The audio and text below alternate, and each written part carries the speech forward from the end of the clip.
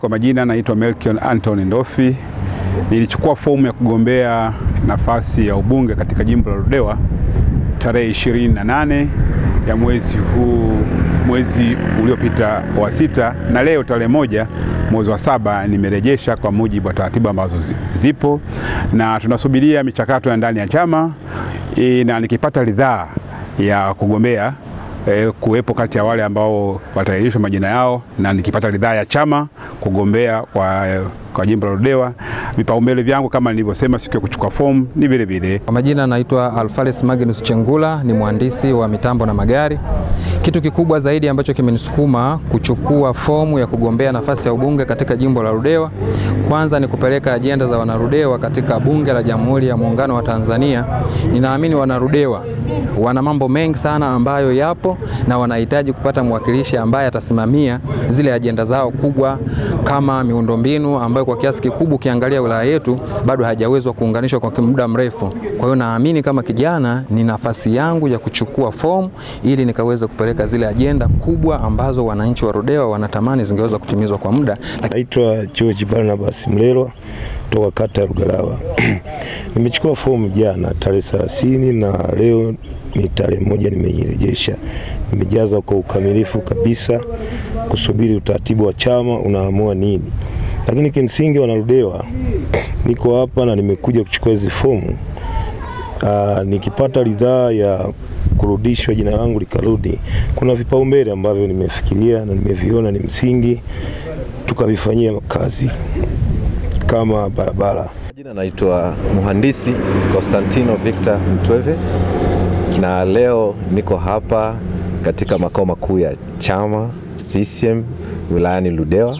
Nimekuja kutimiza haki yangu ya kikatiba katika chama chetu, na kama chama kitaridhia basi nitakuwa mgombea wa kupeperusha bendera ya chama kwenye wilaya hii ya Ludewa, jimbo hili la Ludewa.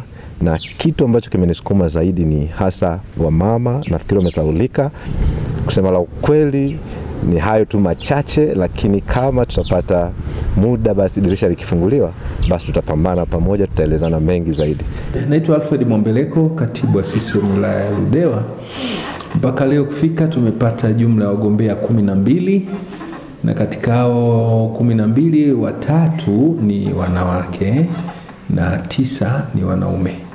Mwitikio umekuwa ni mzuri mkubwa. Ni jinsi gani watu wanavyoona kwamba wana kila sababu ya kuja kujitolea ama la kuja kufanya maendeleo katika wilaya yao ya Ludewa.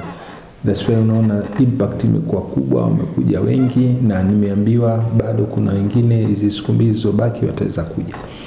Lakini kikubwa nafikiri taratibu, tamko la chama, maelekezo kwamba shamla zile mapikipiki nini, wagombea wote wamefuata vizuri. Mpaka sasa amani na utulivu katika kuchukua fomu ipo kwa kiwango kikubwa sana. La mwisho kabisa, chama kimekuwa kikionya vitendo vya rushwa. Nini unasisitiza, lakini hadi sasa kama ulivyosema mambo ni shwari, kwa waliosalia unahimiza nini na mchakato mpaka ukamilike kwenye eneo lako la utawala? Kazi ya chama siku zote ni kukemea swala la rushwa, lakini vitendo vya rushwa unajua ni kwamba kumbaini mtu kwa moja ni ngumu, ni vitu ambavyo vinahitaji ushahidi wa kutosha. Lakini kama chama ni wajibu wa kuambia wanachama, ni wajibu wetu wa kuambia wale wote wagombea. Na Chama cha Mapinduzi wilaya ya Ludewa kwa kulitambua hilo, tumetengeneza utaratibu kwamba watiania wote ambao wamechukua fomu na watarudisha tarehe 2, tumewaandalia kikao na kamati ya siasa ya wilaya tuweze kuongea nao, kuwaeleza miiko na taratibu, tuweza kueleza kwamba kanuni zilivyo, ili tutakapoingia kwenye mchakato wa kwamba majina yatakaporudi kila mmoja awe anajua.